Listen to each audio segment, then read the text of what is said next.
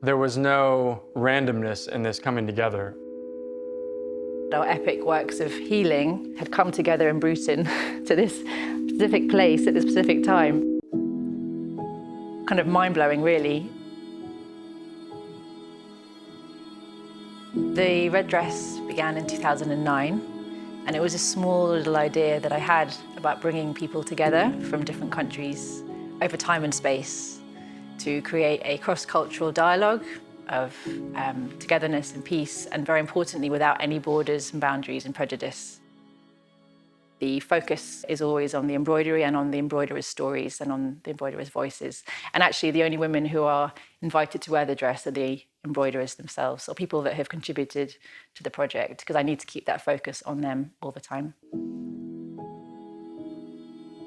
So Zach and I met about 6 weeks ago, I think it was, when I was hosting an embroidery workshop fairly locally, and in he walked, and it was a room full of women at the time, and he hadn't booked onto the class, so we were all kind of like, oh, who's this? When you're embroidering and somebody sees your work, then they'll say, or think of somebody else they've seen who's also an embroiderer. So a couple times people have said, oh, have you heard of the red dress? There's this woman and there's this collection of women embroidering a dress. And so I had started following you at some point quite early on.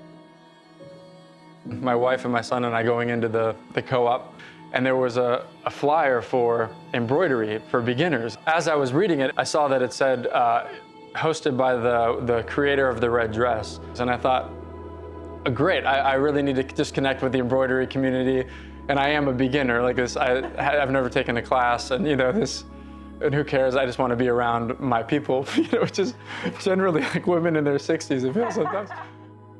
Then I suddenly recognized him as this guy on Instagram I'd been following for quite a few years, who I knew to be traveling the world and creating this incredible tapestry following a near-death experience. I began embroidery a month after I broke my neck and was suddenly desirous of sewing a tiny rose. I couldn't move well, so a friend worked at the computer for me, and we set up a tiny swatch of fabric on this device that held things above me because I was in a neck brace, and I just started looping or passing the thread through the canvas. And as soon as I did it, I felt this overwhelming sense of joy and peace. The sewing I'm doing, I'm trying to hold the mantra, may this stitch bring peace to many people.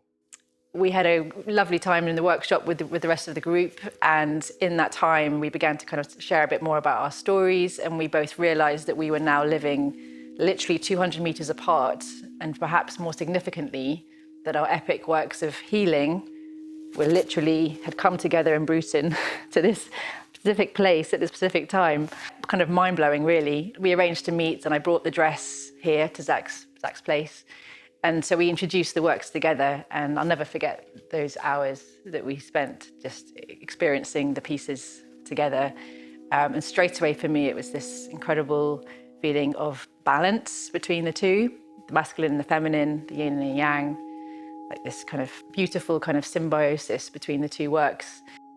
There was no randomness in this coming together. As we talk more about the work and as we see each other's work more and more, we're noticing all these synchronicities and emblems and motifs that we've both stitched into our pieces at different times, but they're the same pieces.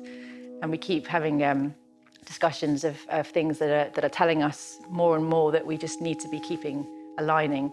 So I think now we both really feel that we'd like to share the pieces working together with the world. Clearly, we're supposed to do something together, and I'm really excited about how it unfolds. Zach's in town for a year. He's with his family. So I feel like during this year, as much as possible, we want to get these two pieces together and share them with local communities, certainly, but hopefully further afield.